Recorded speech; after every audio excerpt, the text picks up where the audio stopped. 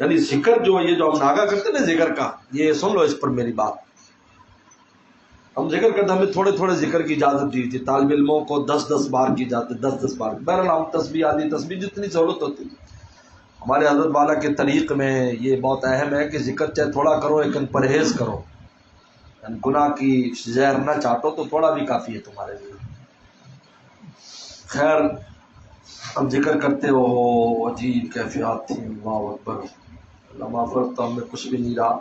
یعنی میں قسم بھی کھاؤں تو حانس نہ ہوں کہ جب میں لا الہ کہتا تھا نا تو مسجد غائب ہو جاتی تھی آنکھوں سے بنور ٹون. جب اللہ کہتا تو مسجد آتی.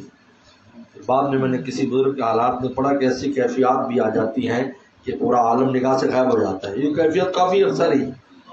پھر بعد میں جب مولوی بن گئے تو چلی گئی. طالب علموں پر اللہ کا خاص فضل ہوتا ہے، کہتے ہیں طالب علم اللہ کا لاڈلا ہوتا ہے. مولوی بن گئے تو پھر ذمہ داری ہو جاتی نا. اب تو اللہ تعالیٰ تولتے ہیں کتنے پانی میں ہے، کیا کر رہا ہے کیا نہیں کر رہا ہے. اللہ معاف فرمائے.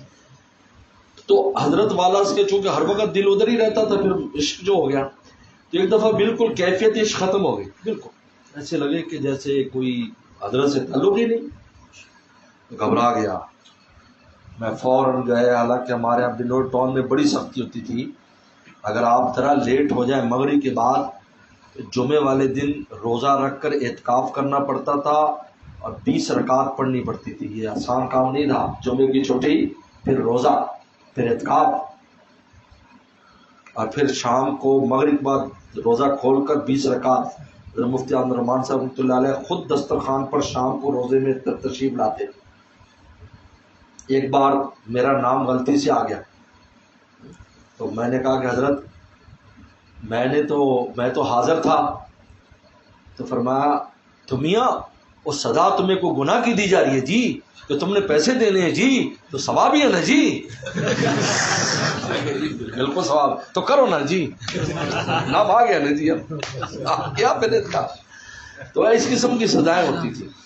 میں نے اثر نماز پڑھتے ہی میں بس پر بیٹھا تو بس عزیز پارک پر اتارتی تھی، وہاں سے پیدل جانا ہوتا تھا حضرت کے ہاں. تو اثر کے بعد حضرت نے مجھے دیکھا، وہ کیسے آئے؟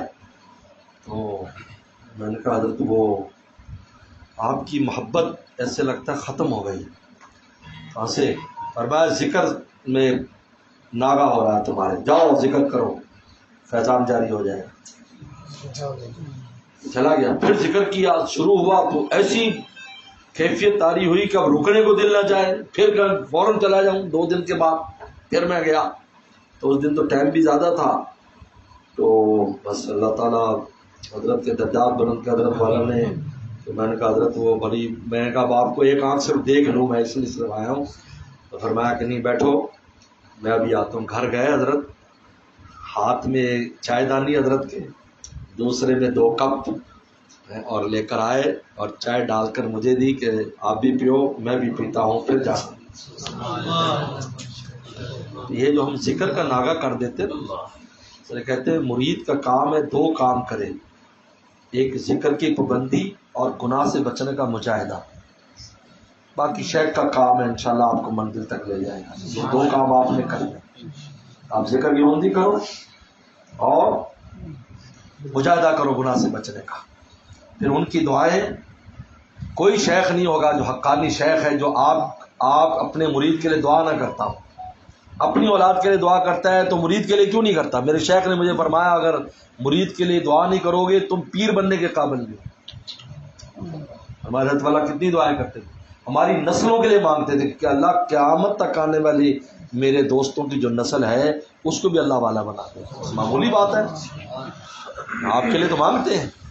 اس لیے میرے مرشد فرماتے تھے پیر بنانا مفت میں اپنے لیے دعاؤں کے لیے کسی کو مقرر کرنا ہے تو تمہارے لیے دعا کریں، وہ مانگتے رہیں گے. لیکن اس کا فائدہ ظاہر ہوتا ہے 2 کاموں سے. ذکر کی پابندی کرے تاکہ دل ذاکر ہونے سے دل زندہ ہوتا ہے تو فیض کھینچتا ہے. جس طرح زندہ بچہ ماں کے پستانوں سے دودھ کھینچتا ہے تو ذاکر دل شیخ کا فیض کھینچتا ہے، قرآن کا بھی فیض کھینچتا ہے، نماز سے بھی، ہر جگہ سے پھر فیض کھینچتا ہے. زندہ ہے نا. اور گناہ سے بچنے کا مجاہدہ کرے تاکہ اللہ سے دوری نہ ہو. کیونکہ اگر آپ اللہ کے یہاں مجرم لکھے جا رہے ہیں تو شیخ سفارش کرے گا تو خود وہ کہے گا اللہ نے کہا کہ مجرم کی سفارش کر رہا ہے. کوشش تو کرے، وہ تو جاتا ہے گناہ لیکن توبہ طائب ہو جائے، جمے نہیں اس گناہ کے اوپر، عادت نہ بننے دے. کبھی کبھار ہو جائے تو فوراً معافی مانگے، اللہ سے توبہ کر لیں.